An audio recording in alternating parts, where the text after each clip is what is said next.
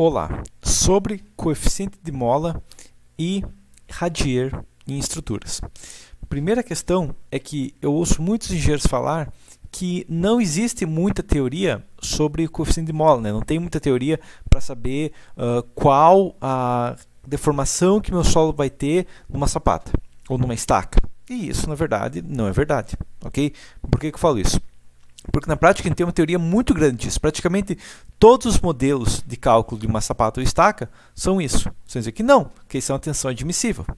Só que a questão aqui é o seguinte: o que é uma tensão admissível? Tá? O que significa quando eu falo que uma sapata minha suporta 50 toneladas? Significa que se eu colocar 100 toneladas, a sapata vai arrebentar? O solo embaixo dela vai arrebentar? Não, não significa, porque o solo não arrebenta. A questão aqui é o seguinte: ele pode até dar uma ruptura, mas esse é um caso muito especial que vai levantar o solo. Não é questão que vai aplicar aqui. Tá? Pode acontecer, mas é muito raro.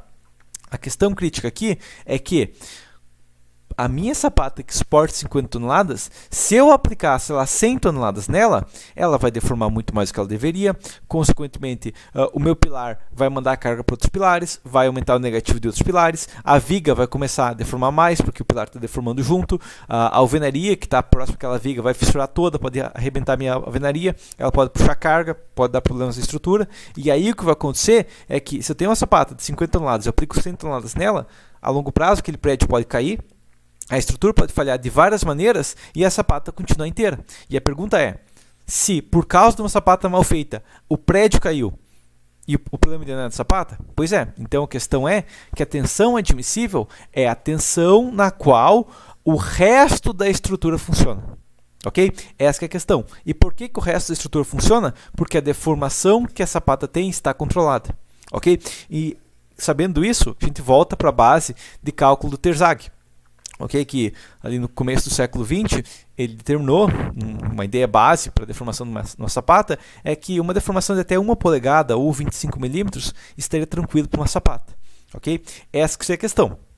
Sabendo isso, a gente tem uma deformação, tecnicamente uma base, né, de 25 milímetros. A maioria das teorias são feitas baseadas nessa deformação de 25 milímetros, 0,025 metros, ok? Sabendo isso aqui, então, se a gente pegar esse 0,025 aqui, ó, e levar na menos 1, a gente tem que, para cada tonelada força por metro quadrado que uma estrutura suporta, cada tonelada força que uma estrutura suporta, ela vai ter um coeficiente de mola de 40 vezes esse valor. Ou seja, se eu tenho uma sapata que suporta 20 toneladas força por metro quadrado, ela vai ter 20 vezes 40, 800 toneladas força por metro quadrado de coeficiente de mola, ok? Ah, mas eu uso quilograma força por centímetro quadrado. Então, usa uma unidade que faz mais sentido, tá? Ao invés de usar quilograma força por centímetro quadrado, que não dá, é uma unidade que não compensa, ok? Dá para converter tranquilamente multiplicando por 10. Ok? Então, 20 toneladas de força por metro quadrado é 2 kg de força. Só que é uma unidade muito mais lógica, porque uma sapata tem 80 toneladas de força em cima dela e ela resiste 2 kg de força. Qual a área? Tá? Você tem que converter kg de força para tonelada de força para kg de força, metro para centímetro quadrado, e daí tem que fazer uma conversão. Agora, tem 80 toneladas de força e ela resiste 20 por metro quadrado. 80 sobre 24, pronto, é uma sapata de 4 metros quadrados. Muito mais lógico. Ok? Sabendo isso aqui, então, vamos dar uma olhada em como que uma estrutura se comporta com os coeficientes de mola. Tá? Então eu fiz aqui, ó, fiz um modelo de um pilar, certo? Esse pilar aqui, ó, tem uma carga de 50 toneladas, beleza? Tá? O que eu fiz aqui? Basicamente, eu tenho 50 toneladas. Vamos imaginar que o meu solo vai resistir, digamos, 25 toneladas por metro quadrado. Tá? Vai me dar uma área de 2. Tá? Como eu tenho o peso da sapata junto, a gente tende a majorar isso aqui em próximo de 10%. É uma simplificação, mas é uma simplificação básica que a gente vai usar. Ok? Vai dar 2,2 metros quadrados, eu elevo isso aqui no 0,5, é uma sapata de 1,5 m por 1,5 m, né? Em 48 é 1,5 m. Então eu vim aqui, ó, e primeiro eu modelei uma sapata de 1,5 m por 1,5 m, ok? E essa sapata aqui em específico, eu coloquei uma sapata rígida, né? A sapata rígida, o que a norma fala? Basicamente pega a largura da sapata, tira o tamanho do pilar e divide por 3. Então, eu tenho um pilar de 30, 1,50 menos 30 dá 1,20, divido por 3, uma sapata de 40 de altura. O que vai acontecer aqui? Ó? O que vai acontecer primeiro é a deformada. Tá? O que acontece aqui, ó, deformada, colocar sei lá, uma menor aqui, ó, tá? Mas o que acontece aqui é que, basicamente, a sapata deforma meio que reto. Tá? A sapata vai ficar nivelada e vai cair, tá? Se eu colocar uma escala menor, fica mais fácil ver isso aqui, ó. Uma escala de 100, por exemplo, ó, fica mais fácil que essa parte do lado está deformando um pouco ainda e essa aqui está meio reta, ok? E o que vai acontecer nas reações? Bom, a reação central aqui, ó, tá? Isso, claro, estou colocando uma grade de 30 por 30 nesse caso, né? Tô dando 5 por 5 aqui, é 1,5 m, é 30 centímetros. Então, o que está acontecendo aqui, ó, que essa mola em específico está suportando 2,1 toneladas. Ok? Essa mola do lado aqui, ó, 2.094. Então, ela perdeu um pouquinho da tensão. Por quê? Porque ela perdeu um pouquinho da mola. Ok? Ela está deformando um pouquinho, ela está longe do pilar, a minha sapata deforma, eu perco um pouco da resistência. E aqui 2.088. E de lá na ponta, 2.087. Então, meio que padronizou aqui, ó, 2.088 em todos aqui. Tá? Questão aqui, ó, 2100 para 2087... é a mesma coisa, tá? É uma diferença mínima aqui, tá? A gente vai padronizar, então, uma sapata rígida, ela não tem deformações diferentes. Consequentemente, a carga se espalha perfeitamente na estrutura, certo? E, claro, também vai acontecer aqui o seguinte, ó. Já que a estrutura, a carga se espalha perfeitamente, lembrando que a deformação máxima é 25 milímetros, nesse caso, eu estou com a deformação de 23, ok? Então, eu estou dentro do limite, certo? 23,3 milímetros nessa base da fundação, ok? Agora, uma outra fundação, só que reduzir a espessura, certo? Reduzir a espessura, tornei a sapata flexível. Então, aqui, ó, onde tinha 2.1, o que vai acontecer? Foi para 2.102. Mesmo reduzindo a espessura da sapata e, consequentemente, reduzindo o peso dela, ok? Tá? Inclusive, eu poderia manter a rigidez e reduzir o peso fazendo uma sapata piramidal, mas nesse caso aqui, ó, aumentou um pouquinho a carga aqui, ok? Pouca coisa, mas aumentou. E lá na ponta, ó, teve uma diferença bem maior. Aqui teve quase 80 kg de diferença, comparado aqui, ó, que teve 13 kg de diferença, ok? Então, se eu faço uma sapata de baixa rigidez, isso tende a ser mais crítico. Entendido? Tá? Então, a questão aqui é o seguinte, ó, que vai acontecendo deformada agora, tá? Enquanto que a deformada original aqui estava em 23.3, aqui foi para 23.3, ficou até mesmo deformada, certo? 23.351, só que acaba começando a surgir um recálculo diferencial, porque aqui na ponta da sapata, ó, eu tenho 23.1, nesse caso, estou 23.3 para 23.1, 0.2 de diferença. Aqui na ponta agora eu tenho 22.4, certo? Então, comparado aqui o 23.3, 0.9 milímetros, entendeu? Pequena diferença aqui, não é crítica porque é uma sapata pequena, certo? Agora, então, isso que foi o quê? Isso aqui foi uma sapata de uma maneira que deve ser feita, ou seja, uma sapata num solo que resiste aí 25 toneladas de força, com uma sapata que tem uma carga de 50, ok? Agora, vamos imaginar uma estrutura um pouco pior. Uma estrutura agora que eu tenho 100 toneladas. Então, fiz aqui uma outra sapata com 100 toneladas, ok? E esse solo, ao invés de resistir 25, ele está resistindo 15 toneladas por metro quadrado, ok? Vai me dar 6,666 metros quadrados de área. Vamos multiplicar por 10% para dar uma estimativa do peso da nossa sapata. E eu tenho 7,3 metros quadrados, tá? Com uma sapata quadrada, a princípio, vai me dar uma sapata de 2,70, ok? Então, eu vim aqui, ó, modelei uma sapata de 2,70. O que vai acontecer aqui? O que vai acontecer aqui é o seguinte, ó, porque uma sapata de 2,70, então 2,70, eu subtraio pilar, vai dar 2,40, tá? Divido isso aqui por 3, para ter uma sapata rígida, tem que ter uma sapata de 80 de altura. 80 de altura vezes 2,70 vezes 2,70 multiplicado pela densidade do concreto de 2,5 vai dar mais que 10%, vai dar 14,5, ok? Vai dar um peso maior nessa estrutura. Então, quando a gente começa a falar de uma sapata muito grande, a gente começa a se preocupar muito com o peso dela, ok? E assim fala isso que quando começa uma sapata muito grande, porque a carga é alta, mas a resistência do solo é baixa, começa a dar sobreposição de sapatas e começa a surgir a chance de, quem sabe, trabalhar com radier. Ok? Se essa obra aqui tem pilar no máximo 4 metros, já será modificado para um radier, ok? Só que, claro, como o cálculo aqui que eu fiz com base, com 10% da carga, estou com 14,58, o que vai acontecer nessa estrutura é o seguinte: a deformada da fundação vai ser mais que 25, ó. Nesse caso, a deformada está em 26,3, ok, pouquinho mais que 25, mas está superior. Então, o que vai acontecer é que aqui eu vou entrar num círculo meio que vicioso, que é o quê? Que eu vou estar em 26,3, minha deformada máxima daqui na base da fundação, 26,3, correto? 26,307, meu limite aqui, ó, é 25, tá? Como eu estou aumentando o quadrado, vou levar isso aqui no 0,5 e multiplicar por esse 2,0 2.70 aqui que eu tenho, que vai me dar o quê? Uma sapata de 2,80 agora, tá? E daí quando fizer a sapata de 2,80, eu vou aumentar o volume dela, quem sabe dá para sapata de 2,90, que é uma questão que a gente entra sempre que a gente tenta fazer uma fundação em baixa resistência com uma carga elevada, ok? Só que a questão aqui é o seguinte, aqui é uma sapata rígida, com 80 de altura, tá? Coloquei mais molas ainda, vou fazer uma grade de 9 por 9 agora, também a cada 30, só que a questão aqui, ó, 15 toneladas, então eu tenho 15 toneladas, né, vezes 0.3, uma grade de 30, o máximo que eu poderia ter era 1.35, aqui eu tô com 1.4, mais que o limite, só que lá na ponta, ó, eu tô com 1.4 também, então a fundação deforma como um todo rígida ainda, ela não tem diferenças consideráveis, beleza? Essa é uma questão que acontece numa fundação rígida. Se ela deformar mais, a fundação como um todo vai deformar mais, certo? Agora, a mesma sapata, só que uma sapata flexível. O que vai acontecer é que ao invés de ter, sei lá, 1.42 aqui, ó, essa aqui vai ter 1.48, ela vai ter maior. Por quê? Porque a questão aqui na deformada é o seguinte, enquanto essa sapata aqui, ó, deforma 26.3, essa deforma 27.4, porque apesar dela ter um peso menor, ela tem uma rigidez menor, então a carga não consegue se distribuir tão bem. Ok? A gente vê que essa sapata aqui, ó, tá reta, certo? Ela praticamente fica reta, e essa aqui, ó, começa a deformar bem mais no meio e bem menos na ponta. Ok? Consequentemente, ela começa a ter um cálculo diferencial e começa a ser um problema, certo? E ainda assim, a questão é, eu reduzi o peso da sapata para conseguir salvar a estrutura, mas eu não consegui salvar a estrutura. Por quê? Porque a deformação aqui aumentou no meio. Eu reduzi o peso, mas aumentou a deformação porque uma sapata de muito baixa rigidez, ela não tem essa capacidade de auxiliar.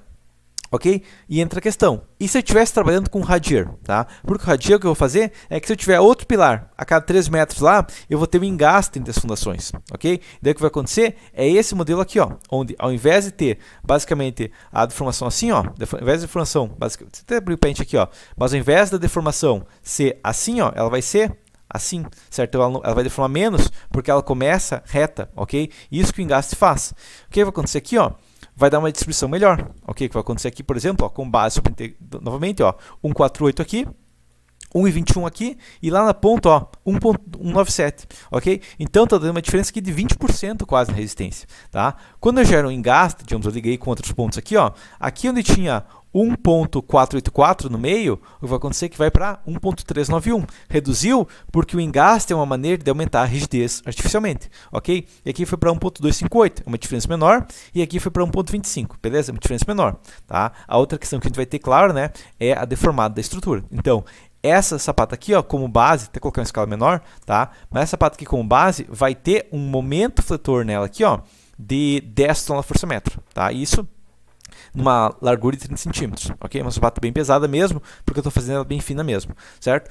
Quando eu faço um engaste, o que vai acontecer é que vai de 10 para 8.3. Para onde foi o restante dos outros dois? Foi aqui para a ponta, 2.2 para a ponta, certo? Então essa que é a questão, o engaste auxilia nisso. E consequentemente, se aqui fosse um pedaço de um radier no caso, enquanto que a mesma espessura e tudo mais, tá? Enquanto aqui eu deformo, no total aqui, 27.4, aqui eu deformo 25.7. Ainda está acima do limite, mas está mais controlado, ok? Por que mais controlado?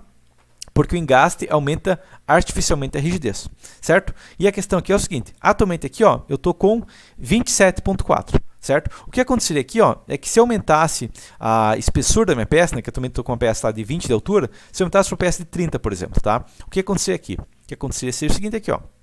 Calculamos que novamente, estava em 27.4, a reação agora, apesar de aumentar o peso, vai de 27, digamos 1.368 aqui, tá? Mas a reação vai de a deformação vai de 27.4 para, deformada aqui, valores aqui, o que vai acontecer? Para 25.3. Então, aumentar a espessura de uma sapata, dando rigidez para ela, pode acabar salvando a sapata, porque ela distribui melhor as cargas, ok? Claro, vai ter um sweet spot ali, que daria uma reação ideal, né? Quem sabe aqui com 40 seria o ideal, daí a gente pode otimizar isso aqui depois, tá? Mas com base aqui, ó, 1.368 aqui, 1.276, já dá um trabalho melhor, tá? E claro, mesma coisa aqui, se eu tivesse também feito essa fundação aqui com 30, eu teria uma distribuição melhor ainda, porque eu teria o engaste gerado por vários sapatos um do lado da outra, não radier, certo? E a outra questão que eu teria é que ela vai ainda ter espessura maior que combinar, tá? Então, a deformada aqui, ó, já no radier seria o quê? Aqui seria, vê valores aqui, ó, aqui seria 25.3, aqui seria 24.8, aqui está mais controlado, certo? Então, Isso que é uma questão que o Radier faz. Agora, outra questão aqui. Tá ok, mas eu tive que fazer uma peça de 30 de espessura de fora a fora, tá? Que é aquela maluquice que eu falo que não tem porquê fazer um Radier liso, não faz sentido um Radier liso, né? A pior porcaria que você pode fazer é uma estrutura com concreto armado com Radier liso ali embaixo, tá? A não ser que seja um prédio de 20 andares, que o Radier liso tem 2 metros de altura e daí realmente não tem como fazer mais vigas para ficar com umas vigas com 4 de altura, ok? Mas a questão é, numa obra usual, ao invés de fazer um Radier de 30, poderia ser feito um Radier com vigas. Ok? E o outro modelo aqui é exatamente isso, ó. Eu fiz todo o Radier, ao invés de fazer um Radier com 30 de altura, certo? Aqui eu fiz todo um Radier com uma altura de 20, certo? Mas a questão também que eu fiz foi que nas pontas aqui, ó, digamos no meio, eu coloquei uma viga com 80. Se essa viga fica para cima ou para baixo, não é questão, tá? Mas só de fazer isso, o que acontece também é que a deformada da estrutura fica mais controlada.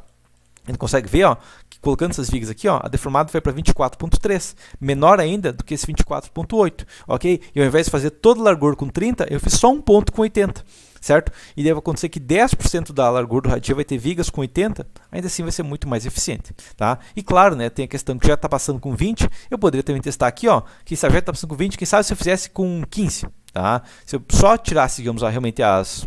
onde tem pilar, não vou colocar, né, mas fora dos pilares, se eu fizesse essa espessura aqui, ou digamos, peraí, o que está acontecendo aqui?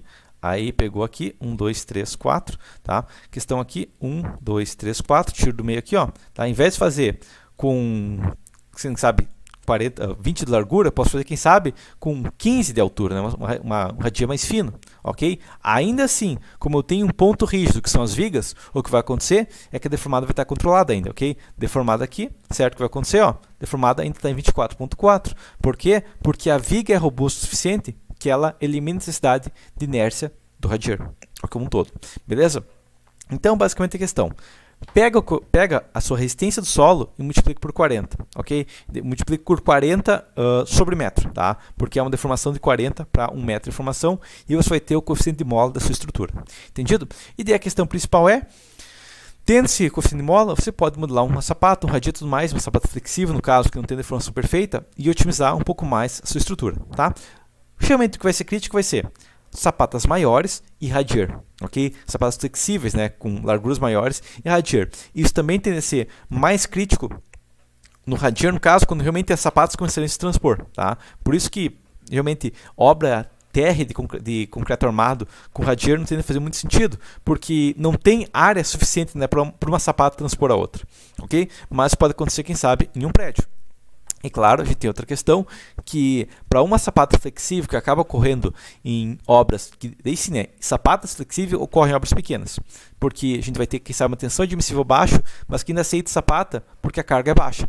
Nesse caso aqui, o coeficiente de mola pode acabar modificando o comportamento, ok? Daí a gente entra e colocar o coeficiente de mola, que daí a gente vai seguir, conforme o 1018, né, o cálculo como uma sapata flexível, entendido? Mas a questão principal, o cálculo em si do coeficiente de mola não é complexo, beleza? É só a gente saber que a deformação limite que a gente tem é de 25 milímetros, certo? Então, por enquanto, seria isso.